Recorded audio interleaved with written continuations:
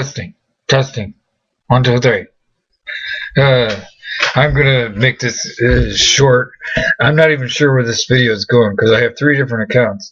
And I finally got back on my old account, but I'm not sure if this video will go, which video this account, where this video is going in the end. I was noticing the protests up in Canada, and more and more certain things that Alex Jones has said make sense. Like when he talks about Prison Planet, he's not kidding. Like the news media, I guess they don't get the news in Canada either. I mean, they have like 100,000 protesters out there, and they probably go home and there's probably not a stitch of news about it. Just like we'll have 100,000 protesters here and not a stitch of news about it. It's more and more both a police state and fascist police state, really, where everything is kind of, like run by Cheney or something, It's you got some big wigs that got Halliburton that ship people in these semi trucks with their 3 tiers high with the bunk beds like wooden, real cheap wooden frame like bunk beds, and they go into New Orleans and get the jobs where black people there could have been working during the storm and stuff.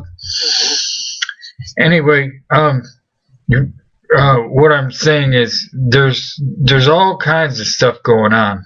What I was bringing up Halliburton for is because, see, we've got there's a lot of things going on that people, that people think they know, but they don't. Like you think to yourself, why would people come here and not even teach their kids how to speak English, not learn English, be here like 10, 20 years and not learn English? Well, if they come in through Halliburton and are in one of those trucks where it looks just like the concentration bunks that they had in the concentration, where they got the people stacked up like firewood. Well, they might think that they've been probably told that, well, you're going here and you don't need to learn English here because you got these are gringos, and you don't need to elect these people anyway. You're just here to work. Well, the problem is that these fascists that are running things, these Cheney type fascists that are running these Halliburton things and everything, they're worldwide, and they do things like Corzine and Jamie Dimon.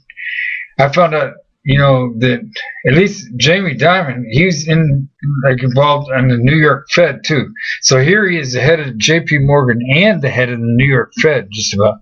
And those two things are supposed to be not together like that at all.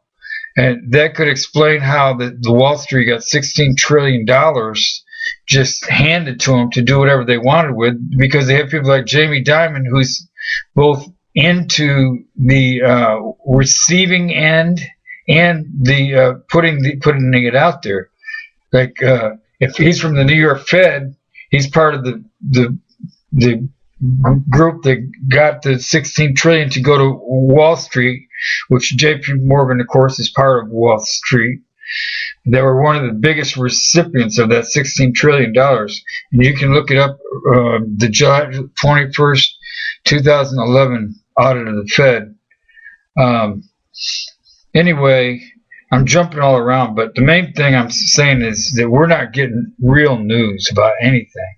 We're, like Corzine and Jamie Dimon both have billions of dollars that they're not accounting for, and they're getting away with it. Nobody's doing anything. You don't hear anything in the news about it. You don't hear anything in the news about protests or, the fact that people can't, are not going to college because they're trying to force them to take vaccinations. There's just a lot of news out there that you don't hear about. and you don't realize that when you're getting GMOs, and you don't realize that those GMOs can be dangerous and stuff like that. So anyway, I don't know exactly how this is going to come out, because this is my first video that I've done since I've been back. So I'm just going to try and see what it does and where it goes and everything. So have a nice day.